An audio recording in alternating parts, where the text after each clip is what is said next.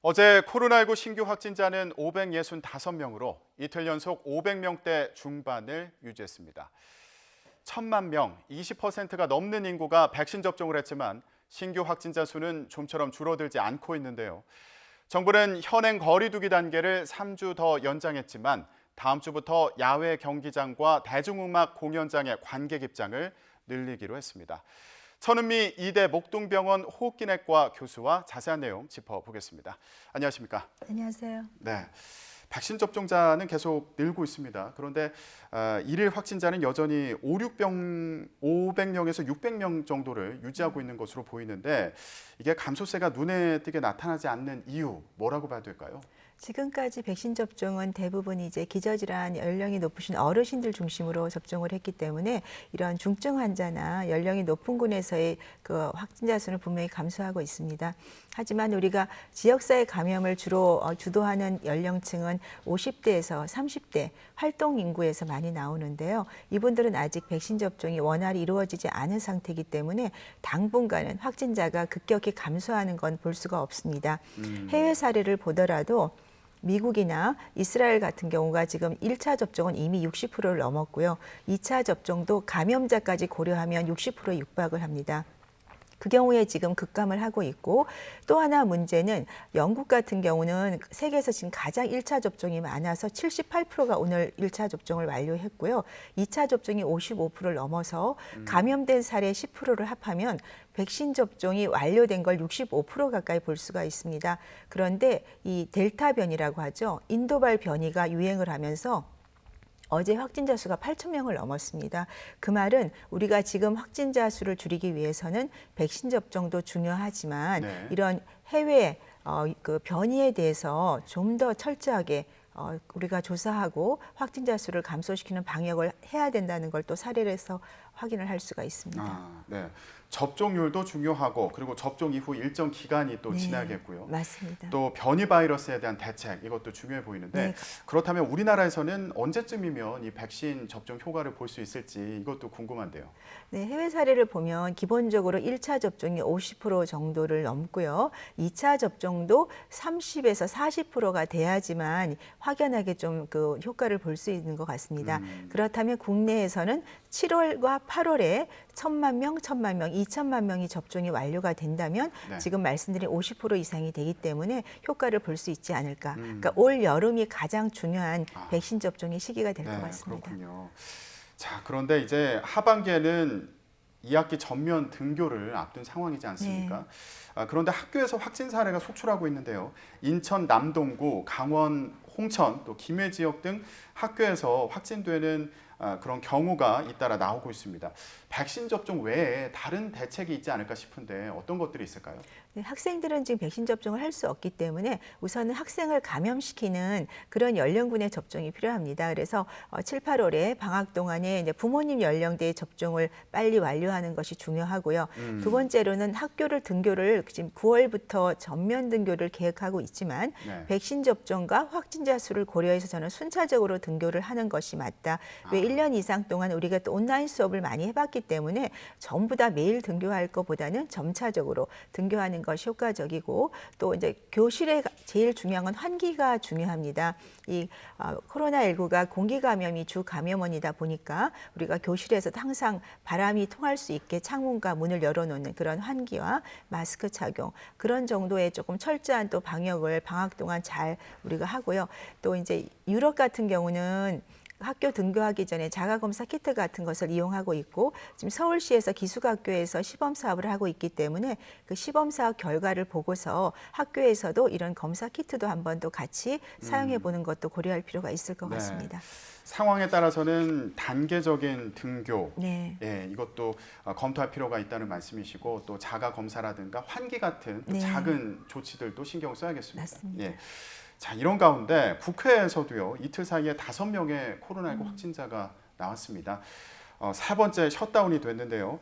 확진자들 동선을 보니까 민주당 소속의 한 서울시 의원과 접촉을 했거나 이 동선이 겹친 적이 있는 것으로 알려졌습니다. 그래서 방역 당국에서도 이 시의원을 통해서 전파된 건 아닌지 그 가능성을 지금 보고 있는 상황이라고요. 네, 그 서울시 의원 한 분과 접촉한 분의 이제 4명 정도가 확진이 되셨고요. 이게 이틀 사이에 일어날 일입니다. 그래서 8일 날 접촉한 의원분이 감염이 되셨고 또 그분이 접촉한 또 9일 날 또 감염이 되신 사례를 보면 이틀 만에 지금 감염이 되셨거든요. 네.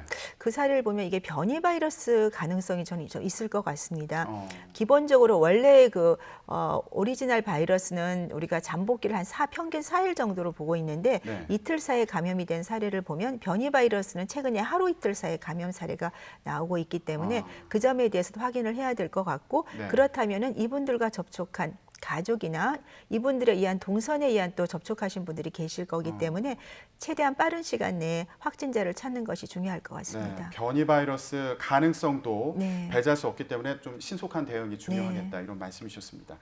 자, 이런 가운데 음성 확인서를 들고 입국한 외국인 선원 13명이 코로나19 양성 판정을 받았다고 합니다. 이게 참 이해가 안 되는 게 인도네시아 선원이 입국 72시간 전에 검사를 받았을 때는 음성이었는데 입국을 했더니 양성 판정을 받았다는 거예요. 어떤 가능성이 있는 걸까요? 그러니까 한 명이 아니고 지금 13명이 확진이 됐다고 네. 하는 거는 사실은 이게 잠복기만으로 설명하기는 조금 어렵습니다. 네, 한 2~3명 정도가 확진이 됐다면 잠복기, 그러니까 3일 전엔 확진이 없었지만 3일 후에 확진이 될 수가 있는 사례가 국내에서도 요양원에서 보면 이틀 전이야 3일 전에 PCR 검사 음성이었지만 증상이 생긴 3일 정도 지나서 자가 검사 키트로 했더니 양성이 나오니까 3일 사이에 발생을 할 수는 있지만 이분들처럼 이렇게 단체로 13명이 감염된 거는 물론 잠복기일 수도 있지만 아니면 정말 변이 바이러스처럼 그 굉장히 전염성이 강한 그런 바이러스에 다 감염이 됐을 수도 있을 것 같고요. 네. 또 하나는 이 이제 확인서가 사실은 확실하게 검증이 된 건지 정확한 것에 대해서도 이번에 다시 한번 확인이 필요하지 않을까 생각합니다. 네, 좀 구체적인 조사가 필요하겠군요. 예. 자, 이런 가운데 정부에서는 현행 사회적 거리두기를 3주 연장하기로 했습니다. 정부의 발표 내용 잠시 듣고 오겠습니다. 6월 14일부터 7월 4일까지 3주간 지금의 거리두기 단계인 수도권 2단계, 비수도권 1.5단계를 유지하기로 결정하였습니다. 위험도가 낮은 문화활동은 단계적으로 방역 조치를 완화하고자 합니다. 스포츠 경기장과 대중음악 공연 등에 먼저 적용합니다. 스포츠 경기장은 실외 경기장에 한하여 거리두기 개편안의 중간 수준으로 관중 입장을 확대합니다. 대중음악 공연장은 클래식, 뮤지컬 등 다른 공연장과 동일한 공연장 방역 수칙을 적용받게 되며 100인 미만 행사 제한 대상에서 제외합니다. 다만 최대 입장 인원은 한시적으로 4,000명으로 제한하고 임시 좌석 설치 시 1m 거리두기 유지, 상시 마스크 착용, 음식 섭취 및 함성 금지 등의 방역 수칙이 적용됩니다. 네, 방역 당국의 브리핑 내용 함께 들어보셨습니다. 거리두기 조치를 3주 연장한다는 그런 발표 내용이었는데 그런데요, 교수님, 이 거리두기는 3주 연장을 하는데 다음 주부터 야구나 축구 같은 야외 경기 그리고 대중음악 공연장 관객 입장은 확대를 하겠다 이런 방침이거든요. 이게 좀 모순돼 보이기도 하고요. 어떻게 보십니까? 이제 야외에서의 이런 이제 공연장들은 우리가 1m 거리 지키를 하고 이런 경우는 이제 야외이기 때문에 바이러스가 대부분 참여를 하죠. 특히 날씨가 덥잖아요. 그렇다면 마스크 착용 잘하고 음식물 섭취만 제한한다면 저는 야외에서의 공연장은 뭐 지금의 2단계에서도 조금 더 한 30% 이상 올릴 수 있다고 생각합니다. 단지 실내 공연장에서도 지금 아마 4,000명까지를 허가를 할 것 같은데요. 실내에서는 아무래도 밀집도가 있고 공기 순환이 좀 자유롭지 못하기 때문에 마스크 착용을 철저히 하지 못하게 되면 그분들에 의해서 감염이 될 수가 있어요. 공연이 보통 뭐 20~30분이 아니라 보통 2~3시간 하잖아요. 그러니까 그렇기 때문에 그 안에서의 환기에 대해서 이제 하시는 분들이 관리를 잘해야 될 것 같고 또 거기에 우리 그 검사를 원해서 이렇게 오신 분들 그리고 우리가 관객들께서는 마스크 착용이 사실은 굉장히 제일 중요할 것 같아요.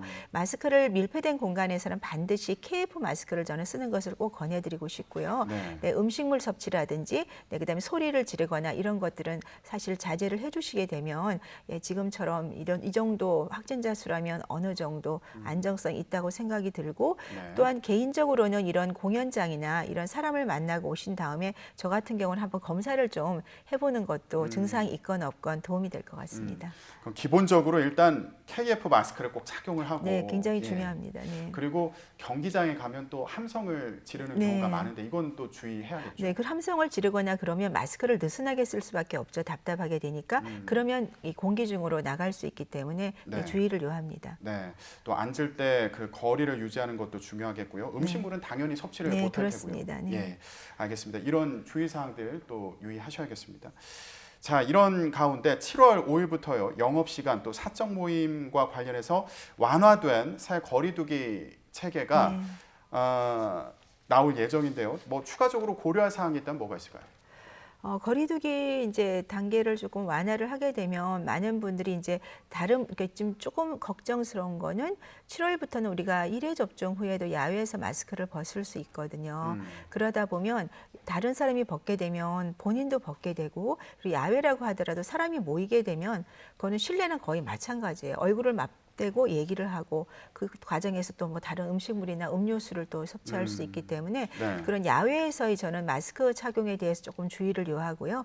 실내에서도 벌써 마스크를 벗고 계신 분들이 있다고 제가 조금 들은 것 같습니다. 네, 그런 점이 저는 가장 좀 걱정되는 거라고 생각합니다.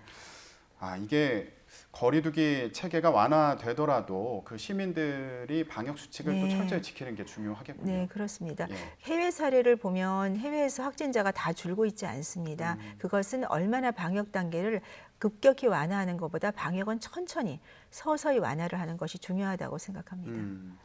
그런데 서울시에서는 앞서서요, 일부 헬스장 그리고 실내 골프 연습장의 영업 시간을 연장하기로 했습니다. 네. 예, 모두 해당되는 건 아니고 마포구와 강동구의 경우에 네. 해당이 되는 건데 새 거리두기 체계가 나오기 전에 이제 앞서서 시행을 한 상황이에요. 그렇습니다. 이걸 두고 좀 우려하는 경우도 있어 보이는데 어떻게 보시나요? 일단 시범 사업으로 강동구와 마포구에 이제 서울시에서 상생 방역이라고 그러죠. 우리 이런 자영업자들도 도와주고 우리 국민들도 좀 피로감을 조금 덜기 위해서 시범을 하게 됩니다. 네. 물론 조건은 뭐 우리가 선제 검사를 종사자분 2주마다 PCR 검사를 하셔야 되고 마스크는 당연히 착용하셔야 되는 걸 시행을 하셔야 되고요. 10시 이후에는 이제 인원이 이용 제한이 되게 되고 네. 제일 중요한 건 저는 환기라고 생각합니다. 이 헬스장들이 대부분 실내 골프장도 그렇고 이렇게 지하에 있는 경우가 있어요. 그러니까 지하에 있다 보니까 환기가 어렵기 때문에 그러한 경우라도 앞뒤 문을 좀 열고 그리고 공기청정기도 상당히 도움이 될 수 있기 때문에 공기청정기도 꼭 해주시는 게 좋고요. 네. 마스크 착용 제가 사실은 운동하실 때 KF 쓰면 어렵긴 하지만 그래도 KF 마스크를 쓰는 것을 권해드리고 싶고요. 네. 샤워 같은 경우는 아주 격렬한 운동이 아니라면은 가능하면 집에 가서 하시는 것이 조금 감염 차단에 도움이 될 수가 있겠습니다.